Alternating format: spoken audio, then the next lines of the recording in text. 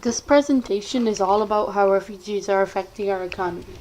They are affecting it in good or bad ways. This chart will show you which countries they're coming from. As you can see from the graph, they are mainly coming from Colombia and China. China is leaving because of pollution. So if you think pollution is bad in our country, you should take a look at this. This is what the Chinese people have to deal with. Just looking at this picture makes me feel bad for them. We're lucky that we don't live in a country like that wastes so much energy and makes so much pollution. Colombia is leaving their country because of gorillas. No, not the gorillas that you see in the zoo, but guerrillas. I don't even know how to pronounce it. Guerrillas are people that are always arguing with the government and trying to create issues in their country. At one point in Colombia, guerrillas were causing kidnappings all over the country. You'd probably be better off if I just show you the flag of the country for this slide. How many refugees are we letting in? Well, we're nearly pushing the limit that most countries have set, the 1% limit. We're at around 0.9%, which is a number that's almost higher than ever. Speaking of this, Justin Trudeau came up with a plan that we should let in 25,000 Syrian refugees last year, which he already did. In some areas of Canada, people are just as poor as refugees, or even poorer, and they need temporary housing, which mostly only refugees get. The Canadian people should get temporary housing too, so Justin Trudeau should do something about his own country too, before he goes out and lets in 25,000 refugees, which he already did. This happens in areas like Nunavut, Yukon, and Prince Edward Island mostly. They're also costing the economy in other ways, but there's a very useful way to prevent this, and this way can also make the economy more money in Canada. All we have to do is survey all of them. Whichever ones want to go home, we can let those ones go back home after we fix the problems that they're having, if there's a large enough amount of them. The other ones, what we have to do is give the children schooling, the adults jobs, and then they can have housing, temporarily until they can afford regular housing. Then, they can also do good things for our economy.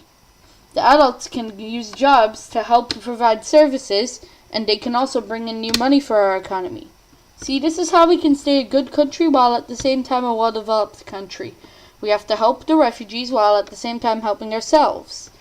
See, this is exactly how we can do that. We can make money while helping people.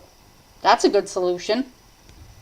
And now, last but not least, I will show you the interview of Justin Trudeau, where he talks about how he's going to send in 25,000 Syrian refugees. This interview was made 2 years ago, so obviously he already put this plan into action, even though he delayed it until 2016. One of the things that changed with Paris was the perception that Canadians had. Canadians who have been extremely supportive and open to the idea of bringing in more refugees and demonstrating that Canada is there to help, had a few more questions, and we realized that the most important thing is to be able to reassure Canadians that absolutely everything is being done to keep Canadians safe, and therefore ensure that these refugees are welcomed as new Canadians and not a cause for anxiety or division within the population. We understand that people fleeing terrorism are working very hard to leave it behind them, that they're fleeing areas of conflict and horror and trying to build a peaceful, strong, stable life for themselves and their families. Now, this is something that has been repeated time and time again throughout Canada's history, throughout the history of many countries around the world, that people being welcomed from difficult areas contribute and create stronger communities and greater opportunities.